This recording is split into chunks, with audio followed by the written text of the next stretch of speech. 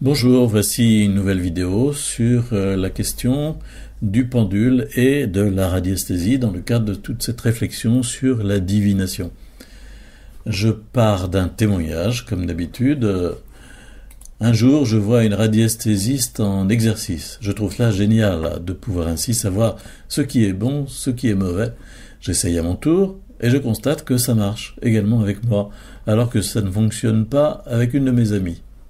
Pensant avoir le don, je désire me mettre au service de ceux que je rencontre et que je peux aider. Je suis quelques cours, je lis plusieurs livres afin de pouvoir être le plus efficace possible. Il était très souvent fait référence à la méditation, à l'énergie, à la puissance du cosmos, etc. Étant chrétienne, je faisais moi-même la part des choses. Leur méditation devenait pour moi prière, leur puissance, l'énergie, c'était Dieu, etc. Lorsque l'on m'interrogeait et que l'on s'étonnait, « Toi, une chrétienne, tu crois en cela ?»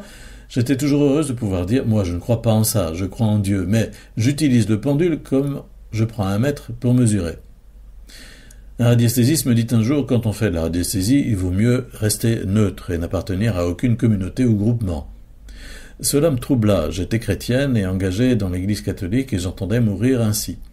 Je n'y prêtais donc pas attention et continuais à pratiquer le pendule pour aider les autres. Les résultats étant là, je m'appuyais sur la phrase « Ce que vous avez reçu gratuitement, donnez-le gratuitement ». Autour de moi, les avis étaient partagés. « C'est bien », disaient les uns. « C'est mal », disaient les autres. Je leur répondais alors que seule une personne pourrait m'arrêter, Dieu. S'il me le demande, je cesserai cette pratique, mais jusqu'à présent ce n'est pas le cas. Je trouvais cela si passionnant. Lors d'une réunion présence et témoignages, l'animateur nous demanda si nous ne voudrions pas venir à Paray-le-Monial participer à la session Chrétien dans le monde. Lors de cette session, nous avons suivi la préparation à recevoir l'effusion de l'esprit pour être renouvelés dans les grâces de notre baptême. Lorsqu'on pria pour moi, dans le petit groupe constitué pour nous accompagner dans cette démarche, je fis cette prière très simple, « Seigneur, nous voulons te servir et t'aimer, alors me voici, Seigneur, éclaire-moi. » Je reçois alors un coup au cœur lorsque j'entends les personnes qui prient pour nous, sans connaître ce que je vivais, dire « Le Seigneur te guérit de faux dieux » ou encore « Le Seigneur seul te suffit » ou encore « Louez le Seigneur le matin ». Et puis un verset de l'Écriture est lu « Si vous demeurez dans ma parole, vous êtes vraiment mes disciples, vous connaîtrez la vérité, et la vérité fera de vous des hommes libres. » Mon émotion est grande, je comprends tout de suite que je dois abandonner ces pratiques. Je décide alors de rencontrer un prêtre avant de quitter Paray-le-Monial afin de partir en paix. Ce fut une confession comme je n'en avais jamais vécu. Ce prêtre faisait preuve d'une grande écoute et d'une incroyable gentillesse. La lumière se faisait de plus en plus sur les questions que je me posais. Je comprenais très clairement ce que Dieu voulait pour moi. Le prêtre me demanda si j'étais d'accord pour tout arrêter. Ma réponse fut oui, car j'avais toujours dit que seul Dieu pouvait me demander d'arrêter, et ce jour j'ai eu la certitude que c'était bien son désir. À la fin de la confession, le prêtre m'a proposé de prier pour moi, afin de couper tout lien avec le mal. Il me proposa aussi de venir bénir notre maison. Après la veillée, j'ai jeté mon pendule dans la rivière, et cette nuit-là, j'ai vécu un combat spirituel. D'un côté, à gauche, un pendule se balançait. Il était noir et des questions en série me venaient en tête. Comment sauras-tu ceci? Comment prendras-tu les vibrations de cela? Comment? Les différents travaux que j'effectuais avec ce pendule me revenaient en mémoire. De l'autre côté, à droite, une lumière blanche et une voix me répétait « Le Seigneur seul te suffit ».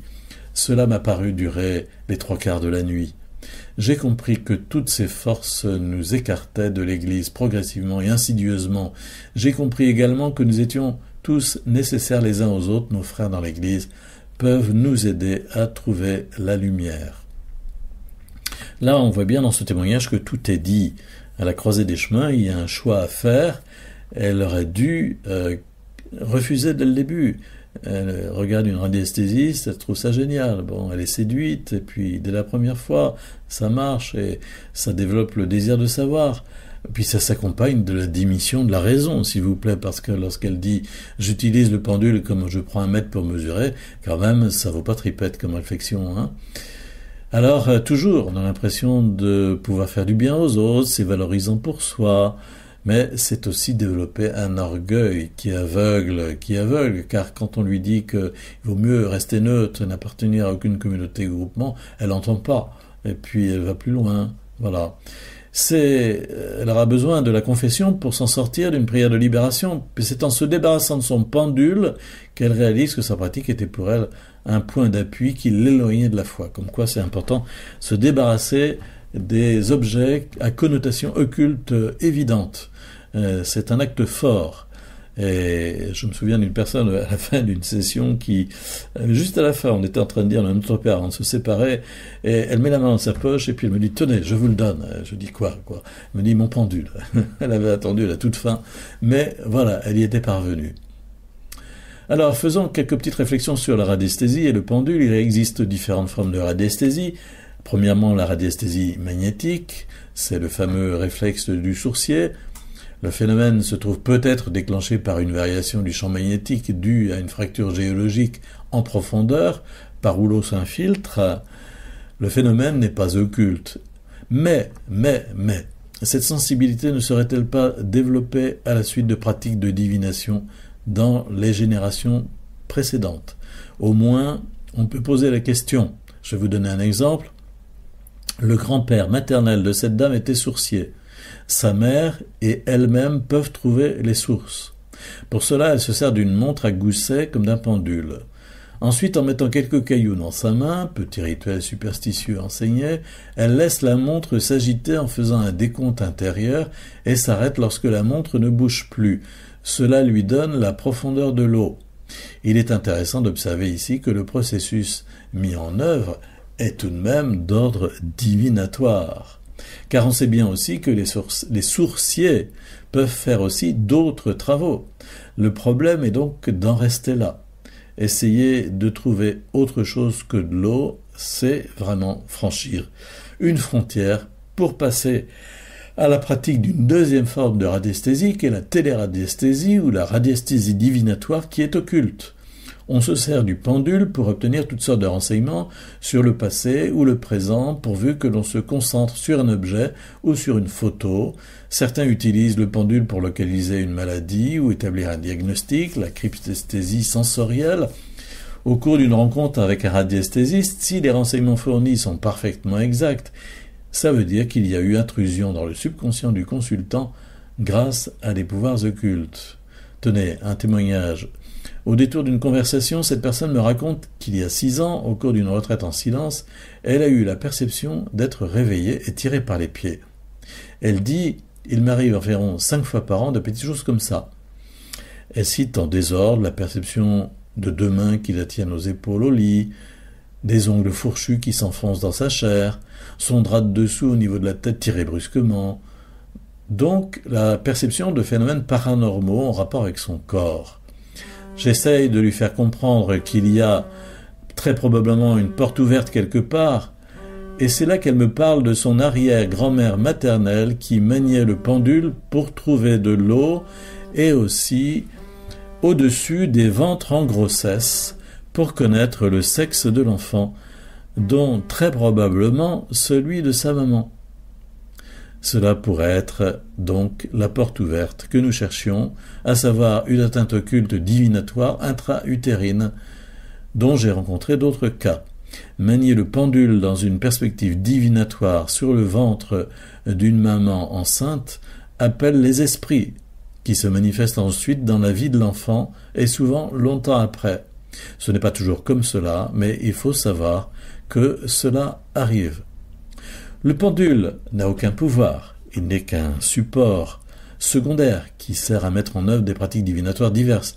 Malheureusement, celles-ci peuvent donner lieu à l'utilisation de capacités médiumniques d'origine occulte. Il faut conseiller de ne jamais se servir d'un pendule. Le simple fait de s'amuser en pensant qu'un pendule puisse formuler une réponse positive ou négative à une question précise, c'est non seulement une attitude de crédulité, mais également la porte ouverte au glissement vers une troisième forme de radiesthésie, la radiesthésie spirit. On cite le nom d'un défunt, le dialogue se poursuit à l'aide d'une table alphabétique, le pendule désigne les lettres dont l'assemblage est censé constituer la réponse du défunt interpellé. C'est une forme de spiritisme.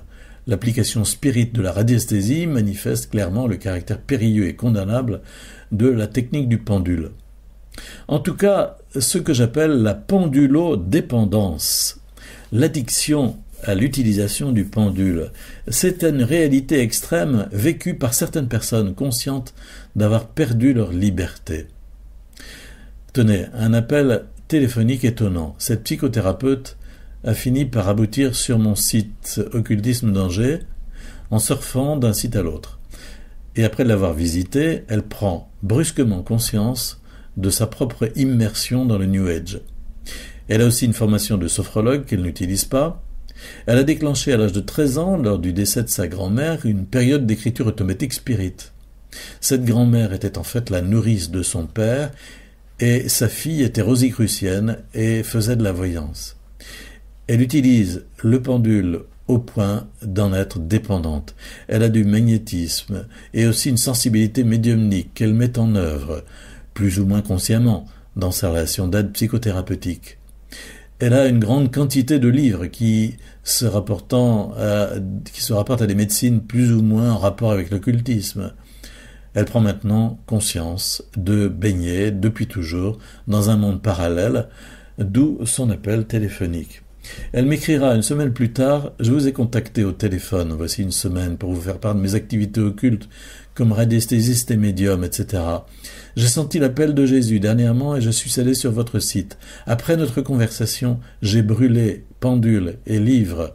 Bien sûr, il reste une bibliothèque entière, représentant 25 ans de cette vie de chercheuse en New Age, et autres attrape-nigauds dont je fais partie. Maintenant, je commence le chemin de retour vers le Père, et devant toute cette réorganisation, je suis perdu. Mon métier de thérapeute ne peut plus fonctionner, mes connaissances à la poubelle, et puis ma responsabilité dans la tromperie vis-à-vis de celui et celle qui viennent pour demander de regarder leur souffrance avec mes outils. Point de suspension.